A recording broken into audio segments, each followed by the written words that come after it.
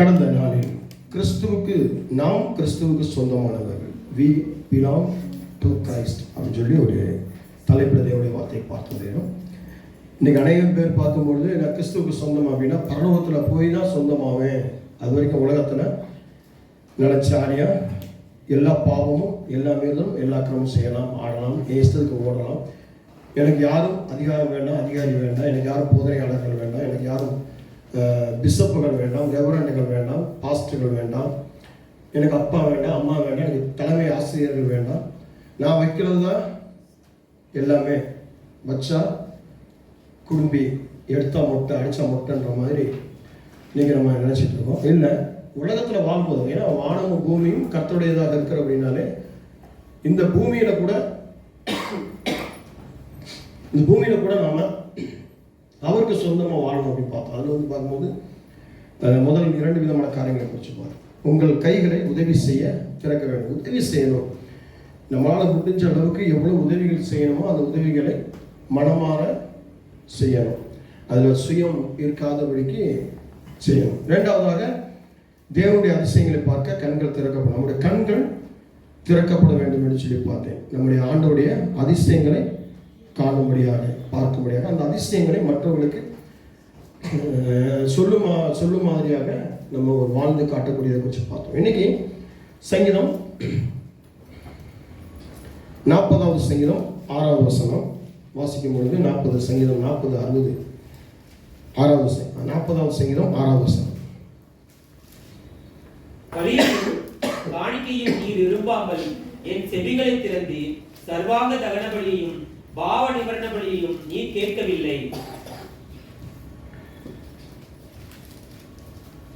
வார்த்தைகளை கேட்க செவிகளை நாம் திறக்க வேண்டும். இங்க சங்கீதக்காரன் சொல்லும் பொழுது பலியையும் காணிக்கையும் நீ விரும்பாமல் என் செவிகளை திறந்தீர் அப்படின்றான்.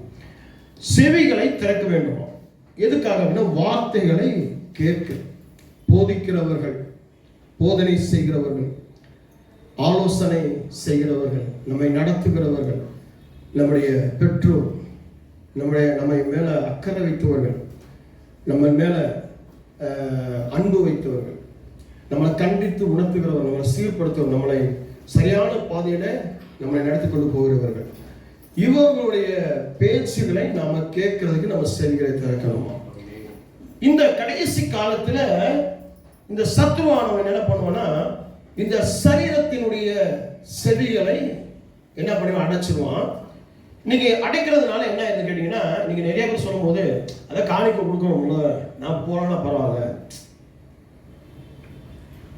நான் போறேன்னா எனக்காக அந்த ஊழியக்காரன் அந்த நாட்டில் ஜெபம் பண்ணுவான், இந்த மாநிலத்தில் ஜெபம் பண்ணுவான், அவன் பெரிய ஊழியக்காரனாச்சு, அவன் கோட்டு சூட்டெல்லாம் போட்டுக்கிட்டு ஃப்ளைட்டெல்லாம் பறந்துட்டு அலைகிறாரு, பெரிய பெரிய ஸ்டேஜ்களில் பெரிய பெரிய பெர்ஃபார்ம் பண்ணுறாரு, பெரிய பாட்டெல்லாம் நிறைய பாட்டுகள்லாம் எழுதியிருக்கிறாரு, நிறைய புக்கெல்லாம் எழுதியிருக்கிறாரு, அவர் பெரிய பிரசங்கியாரு, அவர் எனக்காக ஜெபிக்கிறாரு, அவர்கிட்ட ஒரு 4 மெசேஜை டக்கு தட்டி விட்டா அவர்கிட்ட உடனே பதில் வந்துடும். அதனால நானே தலையா இருக்கிறபடினால எனக்கு ஒரு தலை தேவை கிடையாது, நான் யாருக்கும் கீழ்ப்படைய மாட்டேன், எனக்குள்ள ஒரு மண்டை கவனம், ஒரு ஹெட் வெயிட், நான் சொல்றதுதான் எல்லாம் கேட்கணும், நான் சொல்றதுதான் நடக்கும், ஏன்னா நான் வீட்டில் ஒரு முக்கியமான ஒரு தலை, முக்கியமான ஒரு புள்ளி, ஒரு பெரும் புள்ளி அப்படின்னு சொல்லிட்டு இன்னைக்கு எல்லாமே என் பேச்சதான் என் தகப்பன் கேட்கும், என் பேச்சதை தாய் கேட்கணும், என் பேச்சதை பாட்டி கேட்கணும், தாத்தாவை கேட்கணும், என் பேச்சதான் அன்னை கேட்கணும், தம்பி கேட்கணும், என் பேச்சதான் அப்படின்ற ஒரு காரியம் இருக்கும். செவிக்க சில பேர் பேசும்போது பார்த்தீங்கன்னா இருங்க, நம்ம பேசிட்டு இருக்கோம், இருங்க நான் சொல்றதை கேளுங்க, நான் சொல்றதை கேளுங்க, நான் சொல்ல கேட்குறீங்க என்னையா அப்படின்னு. அவங்க காரணம் என்ன கேட்டால், நம்ம சொல்றதை அவங்க வாங்க மாட்டாங்க, அவங்க சொல்றதை நம்ம வாங்கணுன்ற மாதிரி. ஆனால் வேதம் சொல்கிறது என்ன அப்படின்னா, வார்த்தைகளை கேட்க செவிகளை நாம் திறக்க வேண்டும். ஏன் அப்படின்னா வேதம் சொல்கிறது 7ஆம் வசனம், அப்பொழுது நான் இதோ வருகிறேன், புஸ்தக சுருளில் என்னை குறித்து எழுதி இருக்கிறது, என் தேவனே உமக்கு பிரியம் பிரியமானதை செய்ய விரும்புகிறேன். உமது நியாயப்பிரமாணம் என் உள்ளத்திற்குள் இருக்கிறது என்று சொன்னேன். மகா சபையிலே நீதியை பிரசங்கித்தேன். என் உதடுகளை மூடேன். கர்த்தாவே, நீர் அதை அறிவீர். ஆமென். பிரியமான தேவனுடைய பிள்ளைகளே, செவி திறக்கிறது அப்படின்றது பாத்தீங்கன்னா நம்மளை அடுத்த ஸ்லாட்டுக்கு, அடுத்த பார்ட்டுக்கு அல்லது அடுத்த லெவலுக்கு நம்மளை கொண்டு போகக்கூடியதை கீழ்ப்படுது. இருக்கீங்களா? நிறைய பேர் சொல்லுவாங்க அடங்காமல் அப்படின்ற ஒரு வார்த்தை யூஸ் பண்ணுவாங்க. அடக்க முடியாமல் அப்படின்ற ஒரு காரியத்தை வச்சு பேசுவாங்க. அடங்காமல் தெரியுறாங்க, அடங்காமல். அப்போ இந்த மாதிரி இருக்கிறது அந்த லெவல் விட்டு அடுத்த லெவலுக்கு வராது. இன்னும் பின்மாற்றமாக தான் போகுமே ஒழிய, பின்னோக்கி தான் போகுமே ஒழிய, அவங்க ஆவிக்குரிய வாழ்க்கையில இருக்கட்டும், ஒரு பெரிய ஜெப வீரராக இருப்பாங்க, பெரிய ஆராதனை வீரராக இருந்திருப்பாங்க, பயங்கரமாக பைபிளை கரைச்சி குடிச்சவங்களாக இருந்திருப்பாங்க, குடும்பத்தை பெரிய லெவலில் நடத்தக்கூடியவங்களாக இருப்பாங்க. ஆனால் பின்மாற்றமாக இருந்திருப்பாங்க. நிறைய சபைகள் ஊழியங்கள் நடத்தியிருப்பாங்க, பயங்கரமாக ஜெபிப்பாங்க. ஆனால் பின்மாற்றம் அடைவாங்க. அவங்க பேசுகிறதெல்லாம் பார்த்தீங்கன்னா பின்மாற்றமாக, செயல்கள் பின்மாற்றமாக இருக்கும், அவங்க நடத்தையில் பின்மாற்றமாக இருக்கும். காரணம் என்னன்னா, அவங்க கேட்க மாட்டாங்க. அவங்களுடைய காரியம் என்னன்னா, அடுத்தவங்க எல்லாம் எனக்கு கேட்கணும், நான் சொல்றது கேட்கணும், நான் சொல்றபடி அவங்க நடக்கும். ஆனால் அவங்க சொல்றபடி, யார் சொல்றபடியும் நான் நடக்க கேட்க இருக்க மாட்டேன். அப்போ என்ன ஆகும்? வேதம் சொல்லுகிறது. ரோமர் 10ஆம் அதிகாரம் 17-18 வசனம் வாசிக்கலாம். ரோமர் 10ஆம் அதிகாரம்.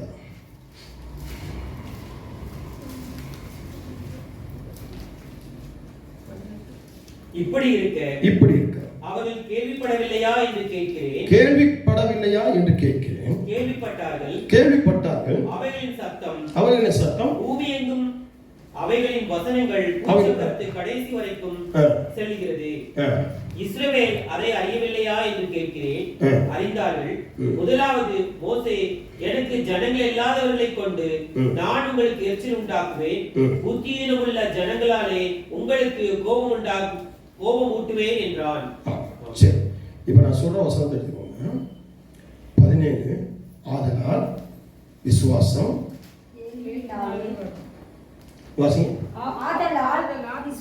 கேள்வினாலே வரும். ஏன் உங்களுக்குள்ள நீ விசுவாசம் இல்ல? விசுவாசத்தின் பிள்ளைகளா இல்ல? உங்களுக்கு என்ன பேர் கொடுக்கப்பட்டிருக்கு? விசுவாசி. எந்த சபைக்கு போறேன்? இந்த சபைக்கு போறேன். எந்த பாஸ்டர்? இந்த பாஸ்டர் அப்படின்னு சொல்லி நம்ம ஒரு பிராண்டட் ஒரு பாஸ்டர் சொல்றதோ, ஒரு பிராண்டடா ட்ரெண்டிங்ல இருக்கக்கூடிய ஒரு சபையை சொல்றதோ, உலக அறிஞ்ச ஒரு ஆளை குறித்து சொல்றதோ சொல்லுவோம். இந்த சபைக்கு போறேன் அப்படின்னு ரொம்ப சந்தோஷம் தான், கத்துக்கு வாங்கி கொண்டாடு. ஆனா விசுவாசம் உங்களுக்குள்ள இருக்குதா அப்படின்னா, கேள்வினாலதான் விசுவாசம். கேள்வினால நீங்க நினைச்சுக்கிட்டு, பாஸ்டர் எது என்ன, அது என்ன, பைபிள் எப்படி போட்டிருக்கு, அப்படி போட்டிருக்கு, அந்த கேள்வி கிடையாது. கேட்கிறது அப்படின்றதுக்கு பாத்தீங்கன்னா, உங்க காதுல வார்த்தைகளை கேட்கும் பொழுதுதான் உங்களுக்கு விசுவாசம் வரும். நல்ல கவனம். அப்போ நீங்க உங்க தாய்க்கு பேச்சை கேட்கும்போது, உங்க தகப்பன் பேச்சை கேட்கும்போது, ஆசிரியர்கள் பேச்சை கேட்கும்போது, அதிகாரிகள் பேச்சை கேட்கும்போது, உங்களை நடத்துவர்கள் பேச்சை கேட்கும்போது, பெரியவர்கள் பேச்சை கேட்கும்போது, உங்க மேல அன்பு வச்சு உங்க சீரான பாதை நடத்துவ பேச்சை கேட்கும்போதுதான் உங்களுக்கு விசுவாசம் வரும். விசுவாசம் தான் என்ன செய்யும்? வாசிங்க. கேள்வினாலே வரும். கேள்வி தேவனுடைய வசனத்தினால் வரும். இப்படி இருக்க அவர்கள் கேள்விப்படவில்லையா என்று கேட்கிறேன். கேள்விப்பட்டவர்கள் அவைகளின் சத்தம் பூமி எங்கும், கேள்விப்பட்டவர்களின் சத்தம் பூமி எங்கும், பூமியுடைய கடைசி வரைக்கும் செல்லும். இதான் விசுவாசம். நீங்க சொல்றீங்களே, பாஸ்டர் என் பேச்சு என் புருஷன் கேட்கறது இல்லை பாஸ்டர், என் மனைவி கேட்கறது இல்லை பாஸ்டர், என் தம்பி கேட்கறது, என் அண்ணன் கேட்கறது இல்லை, என் பிள்ளை கேட்கறது இல்லை, என் பேர பிள்ளை கேட்கறது இல்லை, வேலை செய்யறதுல கேட்கறது இல்லை, வியாபாரம் செய்யறதுல கேட்கறது இல்லை. நான் அப்படியே வெளியிட்டேன், ஒதுங்கிட்டேன். இப்ப என்ன ஆகிட்டீங்க தெரியுமா? நீங்க விசுவாசம் உங்களுக்குள்ள செத்த விசுவாசமாகி நீங்க மறைச்சு போன ஒரு நிலைமையில உலகத்துல சொல்லுவாங்க நடைப்பிணம் அப்படின்னு சொல்லுவாங்க. அந்த மாதிரி ஆயிடும். விசுவாசம் இல்லை. நீங்கள் சொல்கிற சத்தம் பக்கத்து தெருவு கூட போகாது. விசுவாசம் இல்லாமல் நீங்கள் சொன்னீங்க. விசுவாசத்தோடு சொல்லணும். விசுவாசத்தோடு கடமைக்கு பைபிள் படித்து, கடமைக்கு ஜெபம் பண்ணி, கடமைக்கு வந்துட்டு கடமைக்கு போயிட்டு உங்கள் இஷ்டத்துக்கு மட்டும் ஆண்டவருக்கு வானா வா போனப்போ அப்படின்னு சொல்லி ஆண்டவருக்கு நீங்கள் பண்ணிட்டீங்கன்னா ஒன்றுமே நடக்காது. உங்களுக்கும் உலகத்தானுக்கும் வித்தியாசம். நான் யாரு? நான் கிறிஸ்துவுக்கு சொந்தமானவர்கள். அப்ப நான் கிறிஸ்துவுக்கு சொந்தமானவர்களாக இருக்கிற அப்படின்னாலே நான் எப்படி இருக்கணும்? என்னுடைய சத்தம் எப்படி இருக்கணும்? அந்த சத்தம் கேவலமான, பாவமான, சாபமான, மீறுதலான, ஒரு அழிவான அநேக அந்த சத்தத்தை கேட்டு என்ன கேவலமாக மதிக்காம ஆக்குறது கிடையாது. என்னுடைய சத்தம் தெய்வீக சத்தமாக, அந்த சத்தம் வல்லமையுள்ள சத்தமாக, அந்த சத்தம் பூமியில ஒரு அசைவு உண்டாக்கக்கூடிய சத்தமாக நான் சொன்னேன், நடத்தி கொடுத்தாரு ஆண்டவர். நான் கேட்டேன், அப்படியே நடந்துச்சு. நான் எதிர்பார்த்தது அப்படியே வந்துச்சு. இதுதான் எதனால? கேட்கறதுனால. நீ காது கொடுத்து கேட்கறதுனால. நீ ஹோஸ்டலுக்கு நடக்கும் பொழுது என்ன கிடைக்கும்? அந்த பொருள் மேல விசுவாசிக்கும் போது அந்த பொருள் கிடைக்கும். அந்த வேலை மேல விசுவாசம் கிடைக்கும் போது வேலை கிடைக்கும். ஆனால் அது நிலைக்காது. அந்த வேலையும் அந்த பொருளும், நீ பொருள் மேல விசுவாசம் வச்சிருந்தால, அந்த வேலை மேல விசுவாசம் வச்சிருந்தால, அந்த ஜனத்து மேல விசுவாசம் வச்சிருந்தால நீ ஜெயிப்ப, அது கிடைக்கும். ஆனால் அது நிலைக்காது. நீ கேட்டு விசுவாசித்து ஒரு தெய்வீக வல்லமையோடு பெற்றுக்கொள்ளும் பொழுது, அந்த ஞானத்துல, அந்த புத்தியில நீ நடக்கும் பொழுது, அது உனக்குள்ள 30, 60, 90, 100, 120, 150, 200, 300 கனி கொடுக்கும். நீங்க கனி கொடுக்காம போறதுக்கான காரணம் என்ன? ரசிக்கப்பட்டதுக்கான ஒரு அர்த்தம் இல்லாதபடி, ஒரு அர்த்தம் இல்லாத வாழ்க்கை. இன்னைக்கு நிறைய பேர் பார்த்தீங்கன்னா அர்த்தம் இல்லாத வாழ்க்கை. காரணம், யாரும் புத்திகளை கேட்கறது கிடையாது.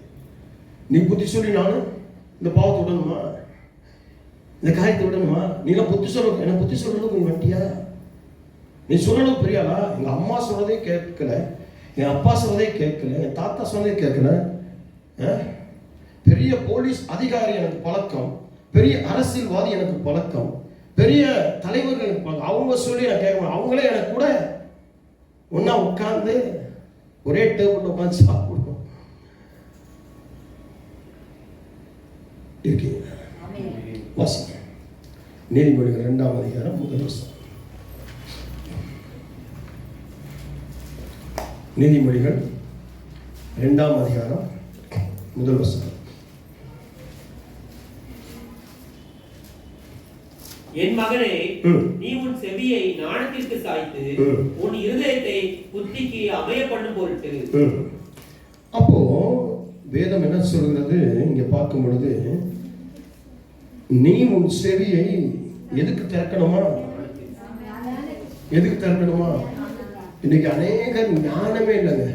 வாழ்க்கையில ஞானம் இல்லை, செயல்ல ஞானம் இல்லை, வியாபாரத்துல ஞானம் இல்லை, படிப்புல ஞானம் இல்லை, வேலையில ஞானம் இல்லை, குடும்பம் நடத்துவதில் ஞானம் இல்லை. ஆனா சொல்லுவாங்க, அந்த குடும்பமா என் குடும்பம் இல்லை, அந்த குடும்ப தலைவன் மாதிரி என் குடும்ப தலைவன் இல்லை, அந்த குடும்ப தலைவி மாதிரி என் குடும்ப தலைவி இல்லை, அந்த பிள்ளை மாதிரி என் பிள்ளை இல்லை. ஆண்டவர் ஒரு கண்ட சுண்ணாம்பு, ஒரு கண்ட வெண்ணையை கொடுத்துட்டாரு. அங்க மட்டும் நல்ல பிள்ளைய கொடுத்தாரு, நல்ல புருஷன் மனைவி, நல்ல குடும்பம். எனக்கு மட்டும் இப்படி நான் ஆண்டவரேன்னு கிடக்கிறேன், நீ ஆண்டவரேன்னு கிடக்கிற. செவி சாய்த்தாயா அப்படின்னு, ஞானத்துக்கு செவி சாய்த்தா. நீ எல்லாம் செவி சாய்க்கிற. உலக பிரகாரமா உனக்கு அலக்கடிக்கிறவங்களுக்குலாம் நீ புத்தி கேட்ட, அவங்கள்ட்டலாம் போய் செவி கேட்டு, அவங்கள்ட்டலாம் புத்தி கேட்டு, அவங்கள்ட்டலாம் ஆலோசனை கேட்டு, இது செய்யலாமா, அந்த பொருள் வாங்கலாமா, அப்படி வாங்கலாமா, இப்படி வாங்கலாமா, எங்க போறதா இருக்கட்டும், வரதா இருக்கட்டும், செய்யறதா இருக்கட்டும், எல்லாமே உன் இஷ்டத்துக்கும் இந்த புறஜாதிகள் இஷ்டத்துக்கும் அவங்க சொன்னபடியாக நடந்த. ஞானம் இல்லாதவங்க சொன்னபடி கேட்டு நடந்தபடியா நீ ஞானம்லாம் போயிடு. ஞானத்துக்கு செவி சாய்த்து சீரான பாதையிலே உன்னை நடத்தி, சீரான பாதையில் உன் வேலை, உன் பிசினஸ் வியாபாரத்தை நடத்தி, உன் குடும்பத்தை, உன் படிப்பை நடத்தி, உன் பிள்ளைகளை நடத்தி, உன் கணவனை நடத்தி, உன் மனைவியை நடத்தி, நீயும் நடந்து அதுல கிடைக்கக்கூடிய அந்த பிரசனத்தை அடைஞ்சிருக்கியா சொல்லுவோம். கடமைக்கு இன்னைக்கு குடும்ப வாழ்க்கை என்பது ஒரு கடமை, வேலை வாழ்க்கைன்றது ஒரு கடமை. ஏதோ போகிறோம், ஏதோ வந்து சம்பளம் வாங்கணும்னா ஆட்டு நல்ல கறி கிரியெல்லாம் வச்சு சமைச்சு எல்லாம் ஆடி எல்லாம் முடிச்சு நாளைக்கு அடுத்த நாள் காசு காலியான உடனே அடுத்த நாள் காசு இல்லைங்க, வேலைக்கு போகிறோம், பஸ்ஸு கூட காசு இல்லை, பக்கத்து வீட்டுக்காரண்ட போய் ஒரு 10 ரூபா கடை இருக்குமா, ஏற்று வீட்டுக்காரண்ட ஒரு 50 ரூபா கடை இருக்குமா, நண்பர்கள்ட்ட ஃபோன் பண்ணி அந்த ஜிபே ஃபோன்பேயில் ஒரு 50 ரூபா அனுப்பிவிடுங்க, பஸ்ஸு கூட காசு நான் உட்காந்துருக்கேன் வேலைக்கு போகிறேன், இன்னும் நேரத்தை சம்பளம் வாங்க, அது நேரத்தை காலையாச்சு. ஞானம் இல்லாமல், நீ ஞானத்துக்கு செவி சாய்க்காமல், ஞானம் இல்லாத காரியங்கள், ஞானம் இல்லாதவர்களுக்கு நீ செவி சாய்த்து ஆலோசனையை கேட்டு நீ நடந்தபடினாலே அவர்களை விட நீ கேவலமாக போயிட்ட, நீ கிறிஸ்துவுக்கு சொந்தமானவர் அப்படின்ற மறந்து போயிட்ட, ரசிக்கப்படுறத மறந்து, ஞானசனத்தை மறந்து போயிட்ட. இப்போ அடுத்த லெவல் உங்களுடைய வாழ்க்கையில இல்லை, இருக்கீங்களா? இப்போ எடுத்து வாசிங்க 6வது அடுத்த வாசகம்.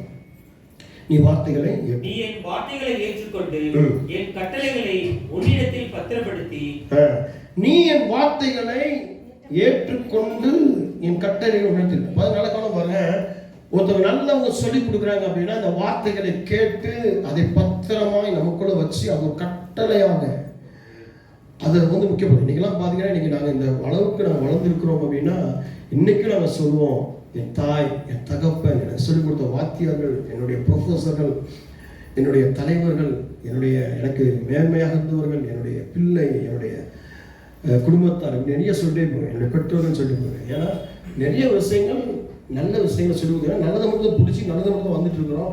அதனால தான் இன்னைக்கு எங்களுக்குள்ள என்ன இல்லை, கெட்ட காரியங்கள் வரல,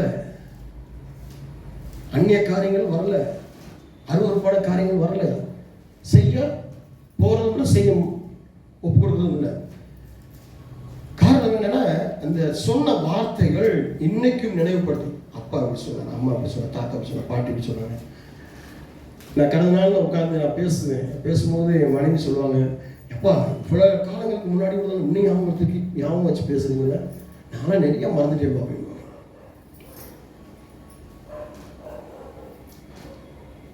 என்னுடைய தாத்தா நடந்து போகும்போது கையை பிடிச்சிட்டே இருந்தாங்க, கையை பிடிச்சி போயிட்டு சொல்லிட்டே போகிறேன், இந்த மாதிரிப்பா, இந்த மாதிரி காரியங்கள். என் தகப்பன் கூட இருக்கும்போது, தகப்பன் கூட பேசும்போது அவரும் பேசுவேன், இந்த மாதிரி என் காரியத்துக்கு. என் பாட்டி கூட உட்காந்துருக்கும்போது நிறைய பேசுவேன், என் தாய் கூட உட்காந்து நிறைய பேசுவேன். என்னுடைய அக்கா வீட்டுக்காரர் இருந்தார், அக்காவுடைய மாப்பிள்ளை, அவரு கூட பார்த்தீங்கன்னா நிறைய விடிய பேசுவார். என்னுடைய அக்கா இன்னைக்கு உயிரோடு இருந்தாப்பே நிறைய பேசுவேன், நிறைய விஷயங்கள் பேசுவேன், மனம் விட்டு பேசுவார். நான் என்னை பார்க்கும்போது அவர் நிறைய மனம் விட்டு பேசுவார், சிறுபுறைய நடந்த விஷயம். அதில் வந்து நல்ல காரியங்களை பூரா நான் என்ன பண்ணிக்கிறேன், ஸ்டோர் பண்ணிக்கிறேன். ஆனால் இன்னைக்கு நீங்கள் என்ன பண்ணுறீங்க, ஒருத்தன் சாராயத்தை சொல்லிக் கொடுத்தா, ஒருத்தன் சீரடை சொல்லிக் கொடுத்தா, ஒரு கெட்ட வார்த்தையை சொல்லிக் கொடுத்தா, கெட்ட பழக்கத்தை சொல்லிக் கொடுத்தா, கெட்ட காரியங்களை சொல்லிக் கொடுத்தா, இதை நீங்கள் பிடிச்சிக்கிறீங்க. ஞானம் இல்லாமல் நீங்கள் கிறிஸ்துவுக்கு சொந்தம் என்றதை மறந்து ஒரு செகண்ட் வழி தவறி போறீங்க. காரணம், உங்களுடைய செவிகளை நீங்கள் அடைத்து. ஏன்னா இது உங்களுக்கு ஒரு கனவு உண்டு. நீங்கள் முன்னாடி ஒரு பெரியவங்க, ஒரு காலத்தில் பார்த்தீங்கன்னா பெரியவங்களுக்கு முன்னாடி பார்த்தீங்கன்னா நாங்களாம் உட்கார மாட்டோம். என் குடும்பத்தில் என் தாத்தா, பாட்டி, எங்கள் அம்மா, அப்பா, என் தாய் மாமாலாம் வந்து உட்கார்ந்தாங்கன்னா, ஊழியக்காரங்களாம் வந்தாங்கன்னா முன்னாடி வரமாட்டோம், முன்னாடி உட்கார மாட்டோம். உட்காரு அப்படின்னா கூட டக்குனு கீழே உட்காருவோம். ஆனால் இன்றைக்கெல்லாம் பார்த்தீங்கன்னா சேரில் உட்காந்து காலை இப்படி நம்ம உட்காந்துருப்போம், நம்ம பக்கத்தில் காலை போட்டு ஆட்டிக்கிட்டு இருப்பாங்க, கால் மேலே கால் போட்டுருக்கீங்க, பயங்கரமாக இன்றைக்கி காலங்கள் மாறி போச்சு. கேட்டால் கல்ச்சர் அப்படின்றாங்க, கிடையாது. ஒழுக்கம் என்றது வந்து எப்பொழுதுமே மாறாமல் இருக்கிறது தான் ஒழுக்கம். சொல்லுங்க இல்லையா, ஒழுக்கன்றது எப்போ மாற, என்ன பெரிய எப்படிப்பட்ட கல்ச்சர் வந்தாலும் என்னுடைய ஒழுக்கத்துக்கு நான் மாறாமல் இருக்கிறது தான். இப்படி இருக்கணும், இப்படி கணவன் இப்படி வாழணும், மனைவி இப்படி வாழணும், ஒரு பிள்ளை இப்படி வாழணும், ஒரு விசுவாசி இப்படி வாழணும், ஒரு வேலைக்காரன் இப்படி வாழணும், முதலாளி இப்படி வாழணும். இது வாழ்ந்து காட்டுறது. ஒரு ஊழியக்காரன் அப்படின்னா இந்த ஊழியக்காரன் இப்படி இருக்கணும், ஒரு எடுத்துக்காட்டாக இருக்கணும் அப்படின்றது தான். அதை வேணும் சொல்லு, அதை பத்திரப்படுத்தி அந்த வார்த்தைகளை கேட்டு அதை ஏற்றுக்கொண்டு முதல் பார்த்தீங்கன்னா வார்த்தைகளை ஏற்றுக்கணும். ஒருத்தவங்க புத்தி சொல்றாங்கன்னா அது நல்ல புத்தி, நல்லவங்களை பார்த்து நல்ல விஷயங்களை கேட்டு அதை ஏற்றுக்கொள்ளணும். ஆனால் இன்னைக்கு நல்ல விஷயம் ஏற்றுக்கணும், நல்ல விஷயம் ஏற்றுக்கிறதே இல்லை. இன்னைக்கெல்லாம் இருக்கக்கூடிய பிள்ளைகள்லாம் பார்த்தீங்கன்னா நல்ல விஷயங்களை ஏற்றுக்கிறதே இல்லை. விசுவாசிகள்லாம் பார்த்தீங்கன்னா நல்ல விஷயங்களை ஏற்றுக்கிறதே இல்லை. கெட்டதை சொல்லிக் கொடுத்தா உடனே பற்றி கொள்வாங்க. ஏற்றுக்கிறோம், அதே போல ஆயிடுவாங்க. சொல்லுங்க பார்க்கலாம். செப்டம்பர் 15, 2024 நான் ரசிக்கப்பட்ட இத்தனை நாள் ஆச்சு, இத்தனை வருஷம் ஆச்சு, இத்தனை மாசம் ஆச்சு, இத்தனை வாரம் ஆச்சு, ஞானஸ்தானம் எடுத்து இத்தனை நாட்கள், இத்தனை வருஷம், இத்தனை மாசம் ஆச்சு. என்னோட ஒரு மாற்றம் கிறிஸ்துவுக்கு சொந்தமா? என்னோட நடத்தை, என்னோட பேச்சு கீழ்ப்படிதல் எப்படி இருக்கு? அடுத்த வருஷம் ஞானத்தை வா என்று கூப்பிட்டு, சரி, புத்தியை சத்தமிட்டு அழைத்து, புத்தியை சத்தமிட்டு அழைக்கணுமா? புத்தியை சத்தமிட்டு அழைக்கணுமா? வா புத்தியே, நல்ல புத்தியே, எனக்குள்ள வா. புத்தி தான் முக்கியம். அடுத்த வசனம், அதை வெள்ளியை போல நாடி புதையல்களை தேடுகிறது போல் தேடுவாயாகில். வெள்ளியை போலையும் புதையலை போலையும் ஒவ்வொருத்தர் சொல்லுகிற நல்ல விஷயங்களை புதையல் போல காத்துக்கணுமா? பொக்கிஷமா காத்துக்கணுமா? வெள்ளியா காத்துக்கணுமா? காத்துக்கிறியா? நீ வீணா போகிற, அழிஞ்சு போகிற. நீ யார் இந்த கிறிஸ்துவ பிள்ளை என்பதை காட்டிலும் நீ எங்க போய் வந்துட்டு இருக்கிற? ஒரு சோசியக்காரங்கிட்ட போய் உன் நன்மை நீயே தேடிக்கிற. ஒரு மதுவான பிரியனாக, ஒரு விபச்சாரக்காரியாக, ஒரு பொய் சொல்லுகிறவனாக, உன் நடத்தை அசிங்கமாக, உன் செயல்பாடுகள் அசிங்கமாக, நிலைமைகள் அசிங்கமாக. சர்ச்சைக்கு வந்தா மட்டும் ஒரு வெள்ளை துணி எடுத்து முக்காட போட்டுக்கிட்டு அந்நிய பாஷை. இங்க அந்நிய பாஷை, வெளியே போனோம்னா கெட்ட பாஷை, அந்தகார பாஷை, அது வேற அந்நிய பாஷை. இங்க உட்காந்துக்கிட்டு ஆண்டவரே, அங்க போய்கிட்டு அசிங்கமான வார்த்தை, அசிங்கமான அப்பற்ற வார்த்தை, ஒழுக்கமில்லாத கேடுகட்ட வார்த்தைகள். பெரியவங்களை பார்த்து வாடா போடா, அவன் இவ, அவ இவ. மூத்தவங்களை பார்த்து அவன். இன்னைக்கு பெத்த தாய்களை கூட பேரை சொல்லி அவங்க தான் கூப்பிடுறாங்க. பெத்த தகப்பனை கூட சொல்லி பேரை சொல்லி அவன் தான் கூப்பிடுறாங்க. ஒரு காலத்தில் நாங்களாம் அப்பா அம்மாவை, நம்மளாம் அப்பா அம்மாவுக்கு மரியாதை. அப்பா வர்றாங்க, அம்மா வர்றாங்க, அப்பா வர்றாரு, அம்மா வர்றாங்க, அண்ணன் வர்றாரு. இன்னைக்கு வரைக்கும் அண்ணன் அண்ணன். ஒரு வயசுக்கு மூத்த அக்கா தங்கச்சி இருந்தாலும் அக்கா அப்படின்னு. ஆனால் இன்னைக்கு 10 வயசுக்கு மூத்தவங்களை வாரி போடி வாடா போடா. அவன் கிடக்க அப்பா எனக்கு என்ன சேர்த்து வச்சுட்டு போயிட்டான். சேர்த்து வச்சுதான் நீ நல்ல பேரை சேர்த்து வச்சு, நல்ல புத்தியை சேர்த்து வச்சுக்க. அதெல்லாம் எங்கே போச்சு? சொத்து பேர சொத்து சேர்த்தா தானே, பணம் சேர்த்தா தானே, வீடு வச்சு சேர்த்தா தானே. நல்ல விஷயம் சேர்த்து வச்சு போயிட்டாங்கல்ல, நல்ல புத்தியை சேர்த்து வச்சுட்டு போயிருக்காங்க, நல்ல ஞானத்தை சேர்த்து, நல்ல பிள்ளைன்ற அங்கே ஒரு அந்தஸ்தை சேர்த்து வச்சுட்டு போயிருக்காங்க. அதை எங்கே எடுத்துக்கல? ஏய், உன் தாத்தா பாட்டி உன் அப்பா அம்மா வச்சுக்கிற சொத்துக்களை விட பொக்கிஷம் அவங்க சொன்ன நல்ல வார்த்தை. நீ கேடு கட்டு போகக்கூடாது, உருப்படாம போகக்கூடாது, நாசமா போகக்கூடாது, நீ செத்து போகக்கூடாது, உயிரோட இருக்கணும்னு சொல்றது புரியல. எப்படி பேசுற பாஸ்டர்? நீ ரொம்ப தீர்க்கமா வந்துடுற. நீ மெசேஜ் ரொம்ப தீர்க்கமா ஒரு வாரம் ஜபத்துல இருந்து தீர்க்கமா வந்து என்னையா வாழ்க்கை? இந்த விசுவாசிகள் இப்படி போய் வீணா போயிட்டு இருக்கு, அழிஞ்சு போய் அழிவுக்கு போயிட்டு இருக்கு. அழிவுக்கு போற வாசல் பெருசு, ரட்சிப்பு போற வாசல் இடுக்கம். ரட்சிப்பு வேணும். வெறும் அங்க அதிசயம் அற்புதம் சொல்லி அப்படியே போயிட்டு, அதிசயம் அற்புதம் யாருக்கு கொடுக்கப்படும்? புறஜாதிகளுக்கு கொடுக்கப்பட்டிருக்கு. புறஜாதிகள் ரட்சிக்கப்படுவதற்காக கொடுக்கப்பட்டதுதான் மிராக்கிள். இன்னைக்கு நிறைய பேர் மிராக்கிள் மினிஸ்ட்ரிஸ் அப்படின்னு சொல்லி, மிராக்கிள் மினிஸ்டர், தீர்க்க தரிசனம் அப்படின்னு சொன்னா அங்க போயிட்டு எனக்கு தீர்க்க தரிசனம் இல்லையா பாஸ்டர்? இன்னைக்கு நிறைய, ஏன் நம்ம சபையிலேயே நிறைய பேர் என்ன பண்றீங்க, தீர்க்க தரிசனம் ஒவ்வொரு பாஸ்டர் கேட்குறீங்க. என் பாஸ்டர் எதுவுமே சொல்ல மாட்டேன்டாரு. அப்படியே யாருமே எதுவும் அங்க கேட்போம், அந்த பாஸ்டர் சொல்றேன், பாஸ்டர் எனக்கு ஏதாவது நடக்குமா? என் புருஷனுக்கு ஏதாவது நடக்குமா? என் பொண்டாட்டிக்கு ஏதாவது நடக்குமா? நடக்கும், எல்லாமே நடக்கும். இப்படியே போயிட்டு தானே எல்லாமே நடக்கும். உடனே அவங்க எனக்கு நல்ல விசுவாசி கிடைச்சிச்சு, நல்லா போட்டு அவங்களுக்கு மைண்டில் வந்ததெல்லாம் பேசுறாங்க. இருக்கீங்க ஒரு மாற்றம். இன்னைக்கு நீ அடுத்த நாள் எப்படி போயிட்டு இருக்க? இன்னைக்கு குடும்பத்தில் எனக்கு எப்படி மாறுதல் காண்போம்? ஒவ்வொரு நாளும் ஒரே மாதிரி, அதை விட பின்மாற்றமாகவே போயிட்டு இருக்கு. ஏதாவது முந்தி வந்திருக்கியா? ஏதாவது ஒரு ஸ்டெப் மேலே வந்திருக்கியா? ஏதாவது ஒரு ஸ்டெப் அடுத்த நிலைக்கு வந்திருக்கியா? சொல்லுங்க பார்க்கலாம், சொல்லுங்க பார்க்கலாம். அதே லேட்டு, அதே அசாத்தியம், அதே விசுவாசம், அதே பலவீனம். போயா, நீ எல்லாம் ஒரு பாஸ்டர், நல்லா பெரிய பெரிய பாஸ்டர் இருப்பாங்க, பெரிய பெரிய ஊழியக்காரன் இருப்பாங்க, பெரிய பெரிய ஊழியர்களை பாருங்க. அதெல்லாம் உனக்கு எங்கே கொண்டு போகாது. அதனால பார்த்தீங்கன்னா பெரிய பெரிய ஊழியக்காரன் இடத்த அபகரிச்சதை பார்க்குறோம், ஜனங்களை அபகரிச்சதை பார்க்குறோம், பணம் அபகரிச்சதை பார்க்குறோம், சொத்துக்களை அபகரிச்சதை. ஒவ்வொரு பெரிய பெரிய ஊழியக்காரங்க பெரிய பெரிய வழக்குகள் அசிங்கமா இருக்கு, கேவலமா இருக்கு. இவன் சபையை கொண்டு போய் எங்க கொண்டு போய் சேர்க்கிறான்? அது புறமான காரியம் தெரியும். அந்த ஊழியத்தோட ஊழியத்தை போய் சேர்க்கிறான், அங்க போய் சபையை கட்டுறான். காரணம் நடக்கணும், வரணும். பெருமைக்கும் பேராசைக்கும் தான் ஊழியம் நடத்திட்டு இருக்கான். கிடைச்சது போதும், சத்தியம் மட்டுமே வேணும்னு சொல்லி எங்களை போல ஊழியக்காரங்க இன்னைக்கு ரொம்ப தவிச்சுக்கிட்டு இருக்கோம். எங்க சொல்ல கேட்கறது இல்லை, உங்களுக்கெல்லாம் அந்த காது இல்லை. அடுத்த வருஷம் அப்பொழுது கர்த்தருக்கு பயப்படுதல் இன்னதென்று நீ உணர்ந்து தேவனை அறியும் அறிவை கண்டடைவாய். எப்போ நல்ல புத்தியை கேட்கும் பொழுதுதான் உனக்கு அறிவு வரும். அறிவு வரும் பொழுதுதான் நீ சரியானதை கண்ட அடைய முடியும்.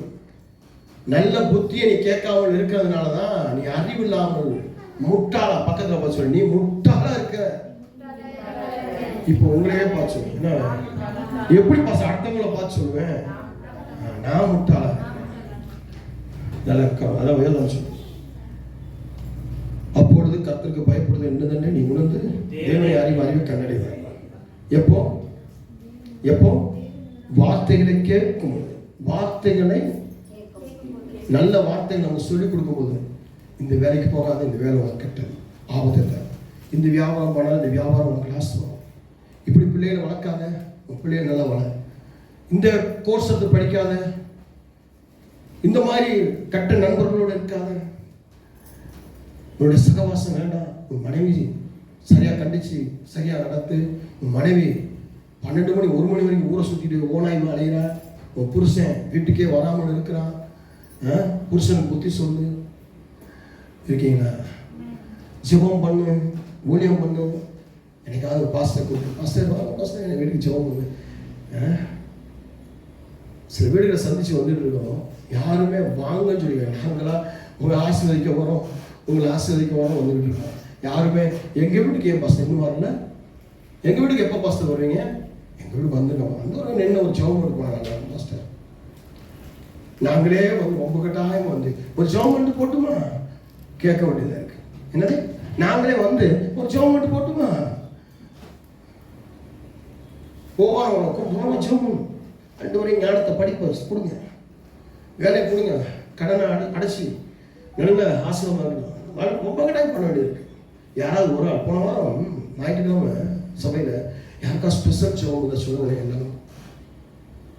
அப்புறம் சபைக்கு வரீங்க, அப்புறம் சபைக்கு வரீங்க, சபைக்கு வர நம்ம நீங்களே கொஞ்சம் வீட்டில் நீங்கள் எல்லாமே நடத்துது. அப்புறம் அது உங்களுக்கு பாஸ்ட் காரணம் தான். காரணம் என்ன, புத்தி சொல்ற புத்தி கேட்கறதுக்கு உனக்கு இடம் இல்லாமல் நீயே அங்கே தலைவனா தலைவியா இருக்கிறதுனால, நீயே எல்லாமே நடத்துறதுனால உனக்கு அங்கே அறிவை இழந்து போயிடுற. அறிவை இழந்து போறதுனால நீ ஆண்டவரை கண்டடையாமல் போயிடுற. ஆண்டவரை கண்டடையாமல் போறதுனால கர்த்தருக்குரிய பயம் இல்லாமல் போயிடுது. கர்த்தருக்குரிய பயம் இல்லாமல் போறதுனால நீ பாவம் செய்ய எத்தனை முடியாது. வேதம் சொல்லுது, கர்த்தர் ஞானத்தை தருகிறார், அவர் வாயின்ற அறிவும் புத்தியும். ஆண்டுடைய வாயிலிருந்து அவர் அறிவும் புத்தியும். ஆண்டவர் வந்து நேரடியாக பேச மாட்டாரு, ஒரு நல்லவங்களை அனுப்பி. ஒரு பார்த்தீங்கன்னா நோவாவுக்கு வந்து ஒரு காக்காவை புறாவை அனுப்பி, சில பேருக்கு மீன் அனுப்பி, கழுதையை அனுப்பி நான் பேசுவேன். ஆண்டவர் இருக்கீங்களா? உங்களுக்கு எப்படி பேசிட்டு இருக்காரு? நாளை கண்ணை மூடுன்னு அப்படியே வந்துடுது பாஸ்டர், தீர்க்கதரிசனம் அப்படியே மழை மாதிரி பொழியுது, அப்படியே அப்பா பயங்கரமாக இருக்கு. நான் தீர்க்கதரிசி ஆகிட்டேன். ஜோமனை உட்காந்துட்டா போதும், அப்படியே தரிசனம் வருது, பொழியுது. பார்த்தீங்கன்னா ஆண்டு அப்படியே பேச முகமுகமாக ரொம்ப சந்தோஷம். கர்த்தர் ஆசீர்வதிப்பார். இதோடைய தொடர்ச்சி அடுத்து வந்துடும். அளவுக்கு அதிகமாக நேசிக்கிற அன்பின் பரலோகத்தின் பிதாவே, வார்த்தைகளை கேட்க செவிகள் திறக்கட்டும். கிறிஸ்துவுக்கு சொந்தமான, நாம் கிறிஸ்துவுக்கு சொந்தமான தலைப்பில் வார்த்தைகளை கேட்க செவிகள். யாரெல்லாம் நல்ல வார்த்தைகளை கேட்டு நல்ல புத்தி நடந்து அதை பத்திரப்படுத்தி அதை நடக்கணும். இயேசு நாமத்தில் ஜெபிக்கிறேன் சொந்த பிதாவே. கர்த்தர் உங்களை ஆசீர்வதிப்பார். கர்த்தர் உங்களோட சகல நன்மையான காரியம்